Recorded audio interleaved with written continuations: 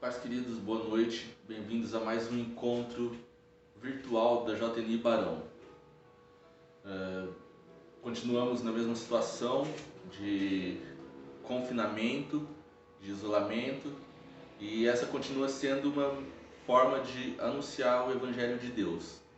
Quero aproveitar esse momento para transmitir aquilo que Deus tem falado ao meu coração no decorrer desse período, no decorrer desse tempo. Já são aproximadamente 15 dias que eu estou literalmente isolado e 15 dias me aproximando em todo o tempo da presença de Deus.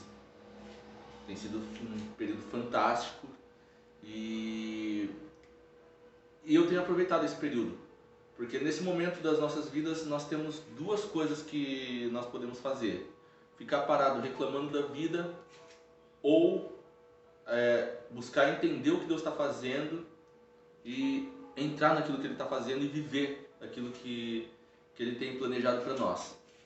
E é exatamente sobre isso que eu vou falar essa noite, sobre o que Deus está fazendo. É um momento que eu refleti bastante nos últimos dias aí sobre o cenário que nós estamos, sobre o que Deus está fazendo, sobre o que vai acontecer daqui a algum tempo. E eu não tenho como afirmar com o que Deus vai fazer, porque Ele faz o que Ele quiser, da forma como Ele quiser. Mas de tudo que eu estou vivendo, eu tenho visto o agir de Deus em todas as situações, e é sobre isso que eu quero falar um pouco nessa noite. Pai amado, em nome de Jesus eu te dou graças por tudo que o Senhor tem feito nas nossas vidas. Te dou graças por esse momento que nós estamos vivendo e te dou graças porque mesmo em meio à dificuldade, mesmo não sendo um tempo agradável para a sociedade, o Senhor não perdeu o controle. As coisas estão no lugar onde o Senhor espera que elas estejam e tudo está caminhando de acordo com o seu planejamento, Pai. Em nome de Jesus, eu peço que o Senhor nos ajude a entender aquilo que o Senhor está fazendo e que o Senhor nos ajude a participar daquilo que o Senhor tem para fazer no mundo a partir disso que estamos vivendo. Pai, fale conosco nessa noite, que eu diminua e que o Senhor cresça a cada palavra, em nome de Jesus. Amém. Bom, queridos, eu quero começar lendo o texto de Êxodo, que fala sobre a Páscoa, porque na semana que vem nós já vamos celebrar a Páscoa e foi algo que Deus falou bastante comigo nos últimos 2 ou 3 dias. Eu já estou meio até perdido no tempo, mas nos últimos 2 ou 3 dias Deus tem falado bastante comigo sobre a questão da Páscoa, e Êxodo 12 fala um pouco disso. O Senhor disse a Moisés e a Arão na terra do Egito: Este mês será para vocês o principal dos meses. Será o primeiro mês do ano. Falem a toda a congregação de Israel, dizendo: No dia 10 deste mês, cada um tomará para si um cordeiro segundo a casa dos seus pais, um cordeiro para cada família. Mas se a família for pequena para um cordeiro, então o chefe da família convidará o seu vizinho mais próximo, conforme o número de pessoas. Conforme o que cada um puder comer, por aí vocês calcularão quantos são necessários para o cordeiro. O cordeiro será sem defeito, macho de 1 ano, podendo também ser um cabrito. Vocês guardarão o cordeiro até o 14º dia deste mês, e todo o ajuntamento da congregação de Israel o matará no crepúsculo da tarde. Pegarão um pouco do sangue e o passarão nas 2 ombreiras e na viga superior da porta, nas casas em que o comerem. Naquela noite comerão a carne assada no fogo, com pães sem fermento e ervas amargas. Não comam do animal nada cru, nem cozido em água, porém assado ao fogo, a cabeça, as pernas e as vísceras. Não deixem nada do cordeiro até pela manhã. O que porém ficar até pela manhã, queimem. É assim que vocês devem comê-lo, já prontos para viajar, com as sandálias nos pés e o cajado na mão. Comam depressa, é a Páscoa do Senhor. Porque naquela noite passarei pela terra do Egito e matarei na terra do Egito todos os primogênitos, tanto das pessoas como dos animais. e executarei juízo sobre todos os deuses do Egito. Eu sou o Senhor. O sangue será um sinal para indicar as casas em que vocês se encontrarão, para indicar as casas que vocês se encontram. Quando eu vir o sangue, passarei por vocês, e não haverá entre vocês praga destruidora. Quando eu ferir a terra do Egito, e este dia será por memorial, e vocês o celebrarão como festa ao Senhor. De geração em geração vocês celebrarão este dia por estatuto perpétuo. Aqui Deus está falando sobre a Páscoa e como ele gostaria, como ele queria, não gostaria, como ele determinou que fosse celebrada a Páscoa. O que me anima, me motiva e o que ele tem falado muito comigo nesse texto? O momento em que nós estamos vivendo. Deus, ele sempre anuncia o que ele vai fazer antes de fazer. Se a gente pegar na Bíblia, desde Gênesis até Apocalipse, são vários prenúncios do que Deus iria fazer. E eu acredito que esse momento é mais um momento em que Deus já anunciou algo que ele vai fazer.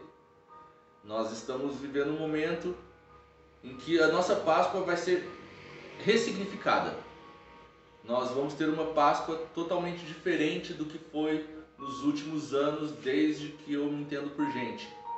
Eu não me lembro de ter uma Páscoa que foi diferente de chocolate, ovos, festa, família toda reunida, amigos, mesa cheia, casa lotada.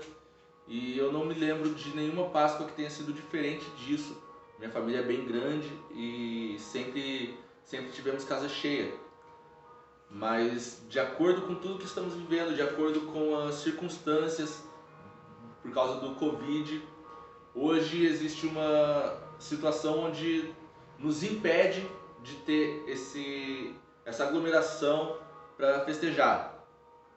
E isso, quando eu li esse texto e eu pensei na Páscoa que nós vamos ter esse ano, eu estava conversando ontem com uma pessoa e a pessoa falou: nossa, a Páscoa vai ser muito triste porque não vai ter comunhão com os irmãos da igreja, porque não vai dar para lotar a casa com a família. E aí eu comecei a pensar sobre isso e lembrando do que Deus vinha falando comigo já nesse sentido. E é muito legal ver as determinações de Deus para como ele queria que fosse celebrada a Páscoa. Primeiro, no versículo 2 ele fala: este será o principal dos meses. E por que será o principal? Ali ele fala inclusive que seria o primeiro mês do ano do calendário judaico. Porque a partir dali Deus começaria a fazer algo. Então, é uma coisa que eu quero que vocês já deixem gravado na memória de vocês. A partir desse momento Deus começa a fazer algo. Uma outra coisa que ele fala também ainda no começo do capítulo, no versículo 3, é: falem a toda a congregação. Ele fala para nós falarmos sobre tudo isso, para nós ensinarmos o significado da Páscoa, para nós ensinarmos como celebrar a Páscoa. Esse ano nós vamos ter um período com a nossa família, onde nós vamos poder... Quem não tem família cristã, como é o caso do meu caso, minha família até acredita, mas não tem o hábito de viver para Cristo. E vai ser um ano onde eu vou ter a oportunidade de explicar de fato o que é a Páscoa. Porque a Páscoa vai ser totalmente diferente do que foi vivido ano após ano como Páscoa. Devido ao mercado não tá bombando, a economia está oscilando bastante, as pessoas com medo, então isso vai trazer uma Páscoa semelhante ao que Deus determinou em Êxodo. E o que é a Páscoa que ele determinou em Êxodo? Uma coisa que é interessante de nós entendermos. Deus fala para o povo: fique em casa. Ele fala o que ele vai fazer, ele fala para passar o sangue do cordeiro nas ombreiras e na parte de cima da porta, na viga superior da porta, e ele fala que ele vai passar e vai ferir com morte todos os primogênitos, tanto animais quanto seres humanos, de todos os que não tivessem o sangue na porta. Mas ele fala para todo mundo ficar em casa com as famílias. Então é um momento em que Deus está nos chamando para dentro. A gente sempre pensa em Deus enviando, e a gente tem vivido muito essa coisa de ir ao mundo, de ir para as nações, de ser enviado. E nesse momento Deus está chamando a gente de volta para estar com as famílias. Então ele diz aqui: fiquem em casa até a manhã seguinte, mas comam o cordeiro preparados para partirem. E então, nesse período nós vamos estar com a nossa família, aproveitando ao máximo o cordeiro. E nós entendemos que o cordeiro é Cristo. Então nós teremos aí uma Páscoa para aproveitar ao máximo com as nossas famílias, falando sobre Jesus, mostrando quem é Jesus e desfrutando da companhia de Jesus nesses dias. Essa é a verdadeira Páscoa, e ano após ano nas igrejas tem se falado isso. Celebrem a Páscoa verdadeira, não a troca de chocolate. Isso é gostoso, mas não é o importante da Páscoa. O importante da Páscoa é o memorial que Jesus fala para celebrar por todas as gerações. Quando ele fala comam prontos para partir, isso me lembra da passagem de Efésios 6, quando ele fala das armaduras. E por que me lembra disso? Porque quando ele fala isso, ele fala para comer com as sandálias nos pés e o cajado na mão. Quando nós vemos em Êxodo 6, quando está falando da armadura espiritual, a sandália tem um significado, e nas mãos ele está com o escudo e a espada. E tudo isso tem um significado. E o que significa? A sandália, a anunciação do Evangelho. O escudo, a fé para apagar os dardos inflamáveis do maligno. E a espada do Espírito, que é a verdade, a palavra de Deus. Então é um momento para nós estarmos preparados para anunciar o Evangelho. É um momento para a gente exercer a nossa fé e para estar o tempo todo embasado na Bíblia, o tempo todo empunhando a Bíblia contra tudo que vierem falar com a gente e a favor de tudo que vierem falar com a gente também. A gente precisa estar o tempo todo focado na Bíblia nesse período. E não só nesse período, em todos os períodos nós precisamos estar focados na Bíblia. Mas nesse período nós temos uma determinação para comer a ceia do Senhor, para comer da Páscoa, prontos, principalmente nesse momento. E quando ele fala prontos para partir, é muito interessante a gente pensar que ele já havia determinado algo, para onde o povo iria. Então havia uma promessa. E nós temos uma promessa, pelo menos nos últimos 5 anos, eu acho que mais, mas eu me lembro disso, que foi quando eu comecei a viver, foi quando eu comecei a escutar essas coisas, aproximadamente 5 anos. Então não posso afirmar de tempos anteriores. Mas qual é a promessa de Deus? Virá uma nova onda de avivamento e o Brasil vai ser o berço desse avivamento. Tudo isso está próximo. Após esse período, nós vamos viver o que vão ser os melhores dias das nossas vidas. Claro que isso vai depender do que nós vamos fazer.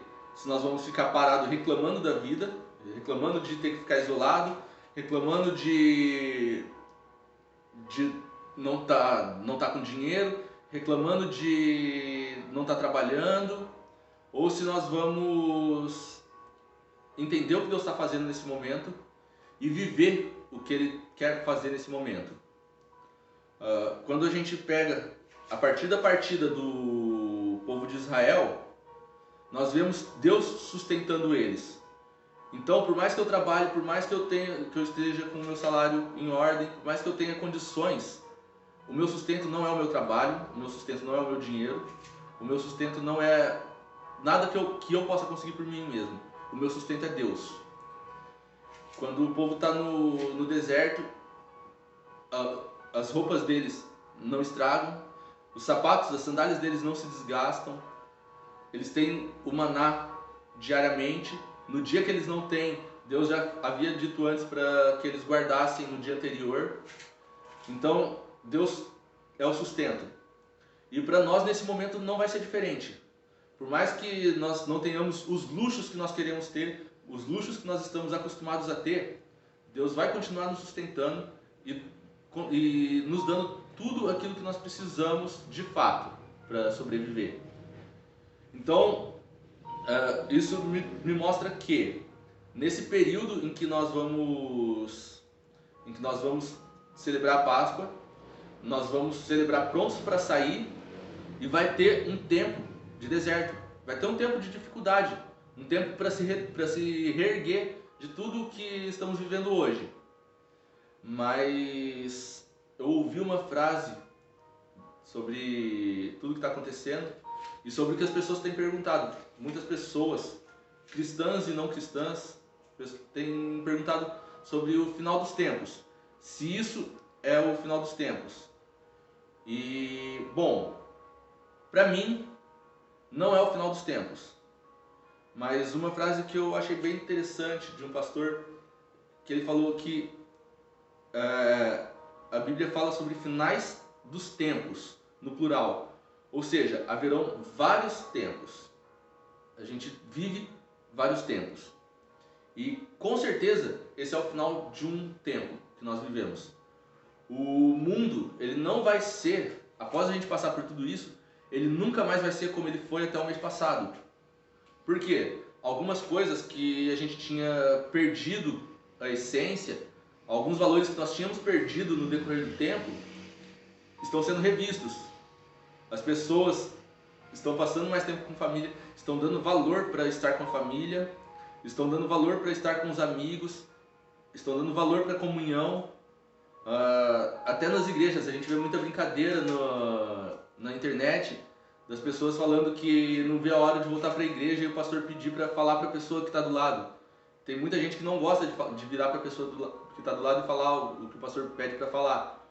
Mas nós vemos essas piadinhas na internet e é verdade, as pessoas estão sedentas por estar em comunhão de novo.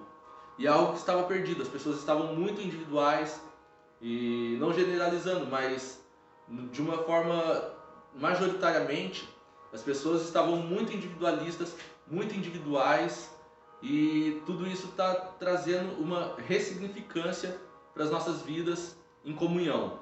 Porque nós fomos chamados desde o começo para relacionamentos, primeiramente com Deus e depois com as outras pessoas à nossa volta. Mas havia um hábito, estava se criando um hábito de comunhão apenas virtualmente. E agora não, as pessoas estão com saudades de estar juntos, de se abraçarem, de se cumprimentarem. Então, o mundo como nós conhecemos, o mundo como nós estávamos vivendo, aquele tempo acabou. Aquele tempo vai ser totalmente diferente a partir do momento em que nós voltarmos às nossas vidas normais. Então, nós vamos ter um período, depois desse período de Páscoa, que é um tempo de transformação de cultura. E por que eu digo transformação de cultura? Quando a gente começa a entender que o povo de Israel, eles estavam tão mergulhados na cultura do Egito, que se Deus leva eles para a Terra Prometida, se eles alcançam a promessa naquele tempo, da forma como eles estavam, eles não iriam aprender nada e eles tornariam aquela terra como um novo Egito. Quando nós vemos eles no deserto, eles tinham tudo e Deus estava cuidando de tudo. A gente vê eles falando, que saudade que eu estava das cebolas do Egito. Sabe, ainda havia essa cultura. Se a gente pegar um mapa, se a gente olhar geograficamente, o trajeto que eles iam percorrer do Egito até a Terra Prometida levava cerca de 15 dias para eles fazerem esse trajeto. Mas por uma necessidade de mudança de cultura, Deus fez eles darem uma volta que eles levaram 40 anos para conseguirem alcançar a promessa. Eu não estou dizendo que nós vamos demorar 40 anos para alcançar a promessa que foi feita. Mas o que eu estou dizendo é que nós precisamos perder a cultura que nós tínhamos antes e adquirir uma nova cultura, a cultura do reino dos céus. E isso nós estamos fazendo a cada dia. Já vem há algum tempo sendo muito ministrado sobre cultura do reino, cultura dos céus. E chegou o momento em que agora a gente precisa de fato substituir a cultura que nós temos pela cultura de Jesus nas nossas vidas. Para que daí sim nós alcancemos a promessa do grande avivamento, a promessa do Brasil ser o berço desse avivamento. Mas esse é o tempo de Mateus 6, quando Jesus está ensinando a orar e ele fala: quando vocês forem orar, não façam como os hipócritas, como os fariseus que anunciam, tocam trombetas para mostrar que estão orando. Mas quando vocês forem orar, entra no seu quarto e fecha a porta, e o seu pai que está em secreto, ou seja, ele já está lá te esperando, vai te abençoar. Então, esse é o momento de virmos para dentro, de entrarmos e encontrar o pai que já está lá esperando para revelar grandes coisas para a gente. Encontrar o pai que já está lá nos aguardando para falar: filho, vem aqui que agora eu vou te mostrar as próximas coisas que a gente vai viver juntos. Muitas vezes nós não estávamos tendo tempo para parar e ouvir o que Deus estava dizendo. Só que nesse momento não, esse momento é o momento onde nós estamos isolados e Ele está chamando. Ele está fechando o cerco para que nós venhamos até Ele, porque Ele tem muito para nos mostrar, Ele tem muito para viver junto com a gente. Só que a gente estava ocupado demais nos nossos afazeres, estávamos ocupados demais na correria do dia a dia e dedicando para Deus o tempo que sobrava, ao invés de deixar sobrar o tempo que não era com Deus especificamente. Porque a nossa vida é 24 horas com Deus, mas tem o tempo secreto com Deus e o tempo público com Deus. E o tempo público é o momento que eu estou trabalhando e eu estou ali em comunhão com Deus e Deus fala para mim: fala isso para tal pessoa, fala isso para aquele outro. E isso é a vida pública com Deus. Mas eu preciso ir para o secreto para conhecer o coração de Deus. Porque no momento em que eu conheço o coração de Deus, eu não preciso que Deus fique falando para mim: faz isso ou faz aquilo. Por quê? Porque aí eu conheci o coração dele. E eu conhecendo o coração de Deus, eu automaticamente vou fazer o que Ele quer que eu faça.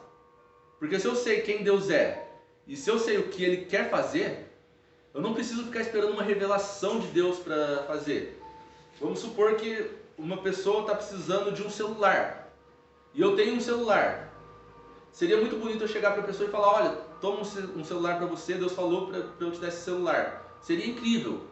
Mas mais incrível ainda é eu chegar para a pessoa e falar: olha, você precisa de um celular para trabalhar, ou seja lá para o que for, e eu tenho um celular, eu quero te dar esse celular. E eu quero te dar não porque Deus falou, mas porque eu conheço Deus, eu sei que Deus é generoso e Ele quer que eu te dê esse celular.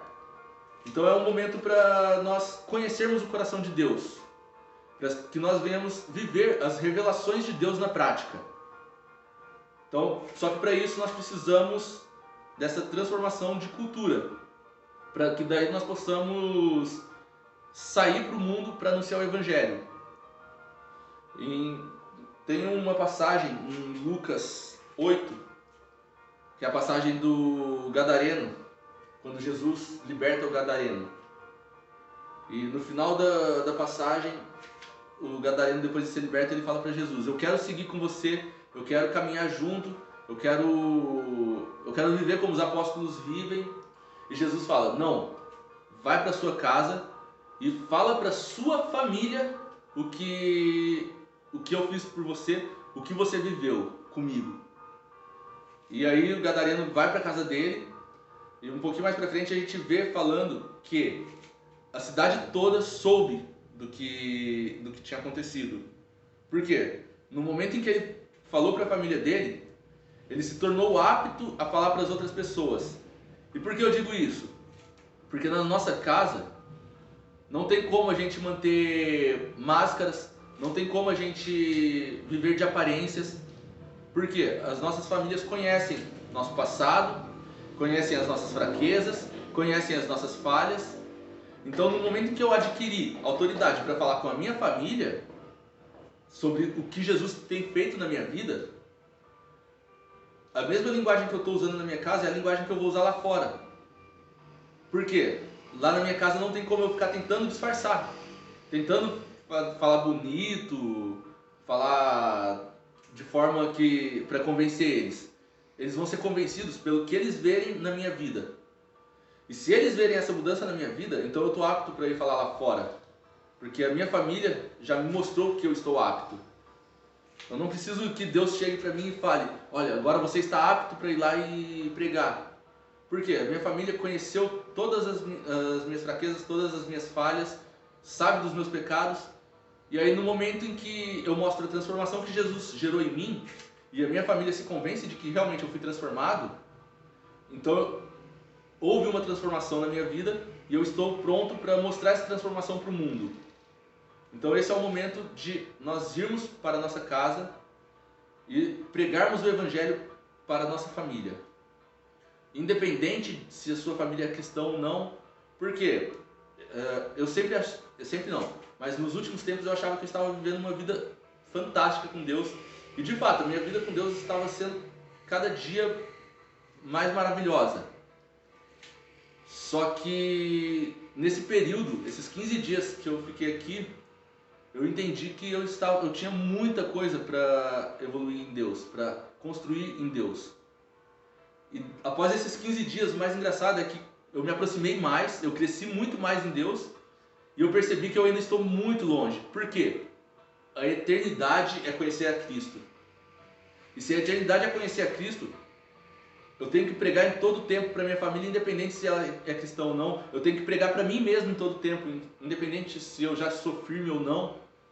Porque a eternidade é conhecer a Cristo. E por mais que eu pregue todos os dias da minha vida, em todos os momentos da minha vida, nunca vai ser suficiente para conhecer a Cristo. Para conhecer a Cristo na plenitude, eu vou precisar de uma eternidade. Então a cada dia, eu tenho que falar para minha família: nós temos que aprender, nós temos que crescer, nós temos que conhecer Jesus juntos. Não adianta eu pregar hoje e achar que está tudo bem. A minha família ajoelhou, a minha família aceitou Jesus, aí eu fui lá para fora, eu preguei, as pessoas se ajoelharam, aceitaram Jesus, fizeram uma oração e pronto, acabou. Não. O Evangelho continua tendo que ser pregado para as mesmas pessoas, em todo o tempo. Eu tenho 10 anos de igreja e eu preciso escutar ainda as mensagens que são pregadas. Porque a Bíblia se renova a cada dia, a palavra de Deus se renova a cada dia, assim como as misericórdias dele se renovam a cada dia. Então a cada dia Deus tem algo novo para falar comigo. A cada momento ele tem uma nova situação onde ele vai me ensinar algo. E isso serve para que a cada momento eu tenha uma experiência nova para ensinar para alguém. A cada momento eu tenha algo novo para falar para alguém. Porque se Deus está falando comigo o tempo todo, eu tenho que continuar falando dele o tempo todo. Seja com palavras, sejam com ações, mas eu tenho que manifestar a Cristo o tempo todo. É o momento em que toda a criação está aguardando a manifestação dos filhos de Deus.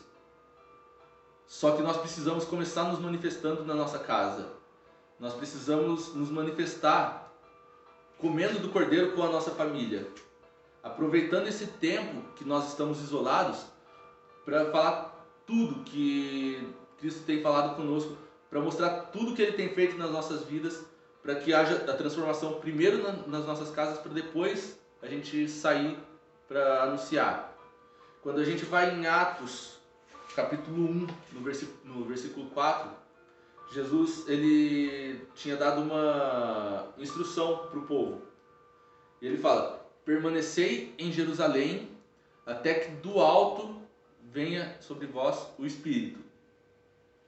Então, ele fala: antes de vocês saírem para anunciar, fiquem em casa.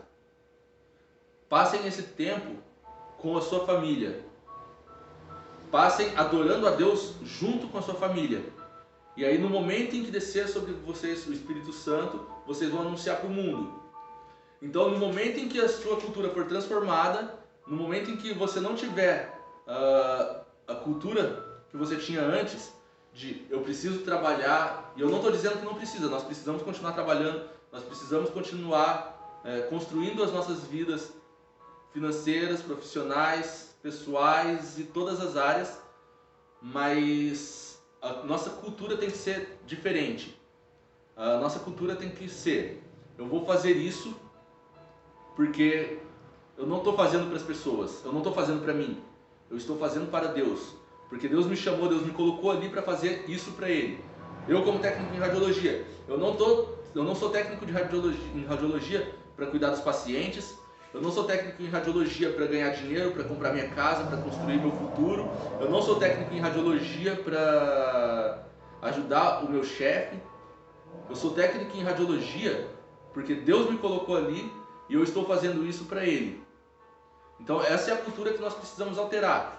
Fazer tudo quanto nós estivermos fazendo, fazer como se estivéssemos fazendo para Deus e não para os homens. E para os homens é o seu chefe ou até você mesmo. A partir do momento em que nós alteramos essa cultura, então nós, a partir daí, estaremos aptos para, através de palavras e através de ações, falar com as pessoas sobre tudo isso. Tudo isso que nós estamos vendo, tudo isso que nós estamos ouvindo, tudo isso que nós estamos vivendo. Porque agora o foco já não sou mais eu. Agora o foco já não é mais o meu trabalho. O foco é Jesus. E por muito tempo talvez nós tenhamos esquecido disso. Por muito tempo talvez nós tenhamos negligenciado isso. Ou por muito tempo nós tenhamos vivido isso simplesmente sem perceber. Mas é o momento de nós voltarmos para dentro, entendermos o que Jesus está fazendo, consertar o que precisa ser consertado, para depois partir e alcançar a promessa que foi feita a nós. E por que nós precisamos consertar? Às vezes nós esquecemos de alguma coisa, e a Bíblia fala: quando você for levar a oferta, se você lembrar que seu irmão tem algo contra você, ou se você tem algo contra seu irmão, deixa a oferta no altar, vai se consertar e depois você vem e oferece a oferta. Por quê? Um problema não resolvido, por menor que seja, ele pode se tornar um problema enorme. Se nós formos perceber, serpente de Gênesis é o dragão de Apocalipse. Por quê? Foi um problema que não foi resolvido pelo homem lá atrás, quando ele deu ouvido para a serpente. Então ele acessou algo que não era a vontade de Deus, que era a morte. E com isso, essa serpente que foi evoluindo se tornou um dragão, que vai vir, e Jesus veio e já venceu. Só que esse dragão vai vir para tentar levar o máximo de pessoas com ele. E o nosso papel a partir de agora é resgatar o máximo de pessoas e trazer para Cristo. Porque foi para isso que nós fomos chamados nesse momento, para anunciar o reino e para manifestar a glória de Deus. Então é o momento de nós recuarmos, entrarmos nas nossas casas, resolvermos os problemas, nos acertar com as nossas famílias, nos prepararmos, transformar a nossa cultura e então alcançar a promessa de Deus, alcançar as nações. Há 1 mês e meio atrás nós estávamos lá nos estádios dizendo: sim, eu vou, chegou a nossa hora Brasil, e tudo isso foi fantástico, foram momentos incríveis, e o pós de tudo isso foi incrível, tudo que nós continuamos ouvindo, tudo que nós continuamos estudando, o jejum que está rolando ainda, tudo isso foi fantástico, tudo isso está sendo fantástico, mas só vai ter efeito de fato a partir do momento em que nós tivermos condições de realmente sair para o mundo, de realmente explodir o Evangelho pelo mundo inteiro. A nova onda de avivamento Eu recebi uma imagem hoje do Wesley falando sobre isso, que viria uma peste. Essa profecia foi de 1986, eu não me lembro do nome da pessoa, mas dizendo que viria uma peste que nos colocaria de volta para dentro das nossas casas, com espaço, com tempo para que nós nos arrependêssemos, e a partir daí viria o terceiro grande avivamento. Então chegou o momento de nós encararmos isso, nós nos colocarmos na linha de frente de tudo isso e tomar a nossa posição de servos de Deus, de filhos maduros do Rei, e manifestar a glória de Deus a toda criatura.